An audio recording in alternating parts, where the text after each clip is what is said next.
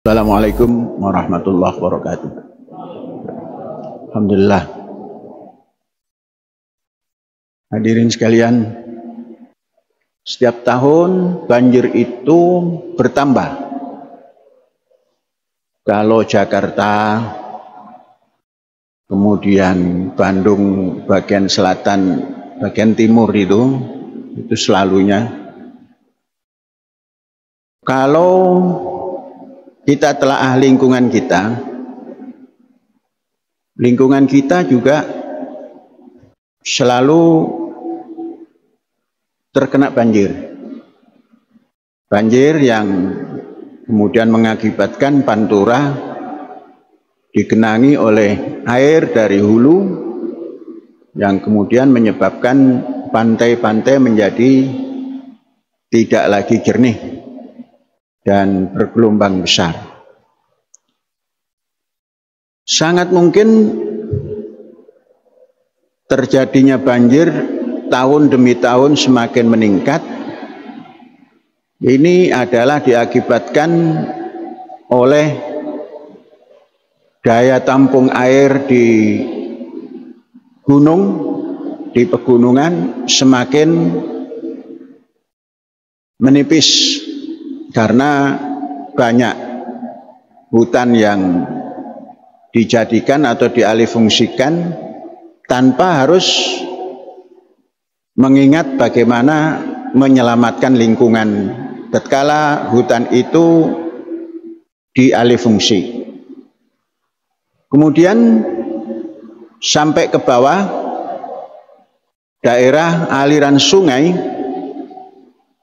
kalau kita tengok di lingkungan kita saja ini sudah tidak disiplin. Daerah aliran sungai itu biasanya tidak kurang dari 6 meter. 6 meter itu tanah bebas tanpa ada gangguan. Jangan terlalu jauh ke daerah-daerah yang bersungai besar. Daerah lingkungan kita saja, lewat dari kampus, aliran sungai, daerah aliran sungai, ini hampir semuanya berubah, beralih fungsi. Ada yang ditanami, tanaman pangan, ada yang dijadikan tempat untuk pemeliharaan ikan, dan yang jelas tidak ada tanaman yang bisa memproteksi bibir sungai itu. Nah, ini mungkin yang mengakibatkan banyak banjir ataupun aliran air hujan semuanya tumplek ke sungai, dan kemudian sungai itu tidak mampu menampung, kemudian lari ke darat, dan darat itu dihuni oleh manusia, maka namanya banjir. Saudara-saudara, mari kita proteksi lingkungan kita, baik barat Ma'had maupun timur Ma'had. Tidak terlalu panjang aliran sungai yang ada di barat Ma'had maupun di timur Ma'had. Mari kita disiplinkan diri, kita hitung berapa meter das itu, katakan 6 meter. Nah, 6 meter itu mari kita tanami. Jangan bercerita tentang tanaman pangan, tapi tanaman pelindung sungai. Kita mempunyai bibit bambu. Bambu itu satu tegakan yang sangat kokoh untuk bisa memproteksi daerah aliran sungai itu. Jadi memungkinkan untuk mempertahankan bibir sungai utuh. Kita telah buktikan bahwa yang ada bambu itu sungai tidak tergerus daerah alirannya. Bibit bambu kita sudah banyak dan sudah besar, sudah bisa dipindahkan dari polybag.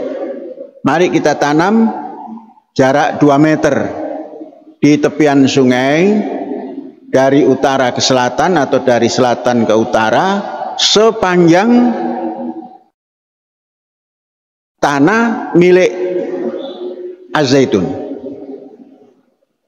Jarak 2 meter, kemudian naik ke sisi timur dan sisi baratnya 6 meter. Artinya kalau 1000 meter itu menjadi 500 kali 6 kali 3 kali 4. 500 kali 4 kali 2 kali 2 lagi. 500 kali 4 2000 kali 2 4000 kali 2 8000. Itu bibit bambu ada. Dan bambu yang kita bibitkan itu bambu besar, bambu betung. Ada juga bambu hitam. Ini bambu-bambu yang bisa bermanfaat. Bisa bermanfaat. Kemudian di sela-sela bambu kita berikan tanaman liar. Umpamanya kita sebar biji daripada pete Cina atau apa itu, alam toro. Jadi nanti antara alam toro dengan bambu saling hidup bersama. Bambu bisa punya manfaat. Setiap tatkala mencapai umur 3-4 tahun itu sudah ada produksi. Dalam 1 tahun satu rumpun itu paling tidak bisa diambil 2. Kalau ada 8.000 berarti ada 16.000 batang setiap tahun. Kemudian lamtoro itu nanti menjadi biomasa. Biomasa yang kita gunakan untuk pembakaran. Pembakaran apa? Dapur kita selain untuk memasak roti kah, memasak sayur kah, untuk memasak nasi itu boleh menggunakan tungku yang berbahan biomasa dari kayu. Kayu yang ada adalah kayu lamtoro yang kita tanam di tepian sungai atau di daerah aliran sungai. Itu sangat mungkin bisa digunakan 1 tahun. Dan akan terus tumbuh ulang. Jadi kita pruning, sisakan 1 meter. 1 meter ini tumbuh lagi. Kemudian yang ke atas kita gunakan sebagai biomasa untuk membakar dan untuk menghidupkan tungku, memasak nasi dalam setiap hari. Maka kita akan punya nilai ekonomi untuk membeli gas. Bisa dikurangi, penggunaan listrik juga bisa dikurangi. Nah, ini satu sisi bisa mempertahankan daerah aliran sungai dengan baik, dan satu sisi lagi punya nilai ekonomi, yaitu mengurangi biaya untuk memasak nasi dalam setiap hari. Sebab seperti kita ini bukan memasak nasi keluarga ayah ibu dan 1 anak atau 2 anak atau 3 anak, tapi ayah ibu dan handai tolan dan anak-anak yang ribuan. Jadi dalam kampus ini anak saya itu ribuan, sahabat saya ratusan. Jadi ini semua harus makan, dan makan itu tidak boleh makan beras tapi nasi. Nasi itu baru bisa dimakan kalau dimasak. Dan itu menggunakan biomasa. Jangan pernah mengatakan itu tidak modern. Itulah yang berpikir modern, kekinian. Yang bisa menggunakan sesuatu untuk manfaat besar dan dari hasil karya sendiri, dari hasil tanaman sendiri. Itu yang modern. Yang tidak modern adalah semua bersandar pada hasil orang lain. Contoh, listrik, bayar. Memang mampu bayar, tapi uang itu dihasilkan dari mana? Nah, kalau listrik yang untuk masak nasi itu dikurangi, maka kita sudah bisa mengurangi anggaran belanja untuk listrik itu. Ataupun gas, semakin hari gas semakin mahal, semakin hari tarif listrik nggak bakal turun.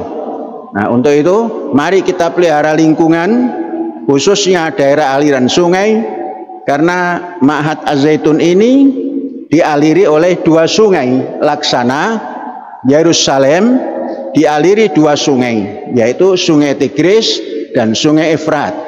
Kita dialiri oleh Sungai Artaja dan Sungai Jamal. Artaja bagian timur. Mengapa dinamakan Sungai Artaja? Pada waktu Syekh membangun pertama kali di sini, jembatan itu belum seperti yang sekarang kita lihat. Ada orang jatuh ke dalam sungai itu, jembatan, berteriak-teriak. Setelah dilihat nggak jadi mati, masih hidup, kita angkat. Tahu-tahu namanya Artaja. Dan itu kawan Syekh bersama-sama sampai beliau wafat. Kemudian yang satu lagi di sebelah sana, awal-awal kita membangun, baru mempunyai mobil untuk mengangkat material. Salah satu sopir mobilnya masuk ke jembatan itu karena jembatan tidak mendukung. Namanya Jamal, maka dinamakan jembatan Jamal. Nah, itu dua sungai itu, Artaja dan Jamal, Efrat dan Tigris. Nah, dari situ nanti kita tanami bahan biomasa dan kita gunakan untuk masak, dan aliran sungai menjadi bagus. Dan terus kita kontrol mana yang menyebabkan sungai tidak bisa jalan lancar. Ini saja mengikuti perkembangan perubahan iklim dan memandang timur barat kampus yang memiliki dua sungai. Jangan sampai sungai yang membawa rahmat ini berbalik menjadi merusak dalam kampus sendiri akibat kurang perhatian kita semuanya. Hadza wallahu yar'ana wa yahfazuna walhamdulillahirabbil alamin. Merdeka.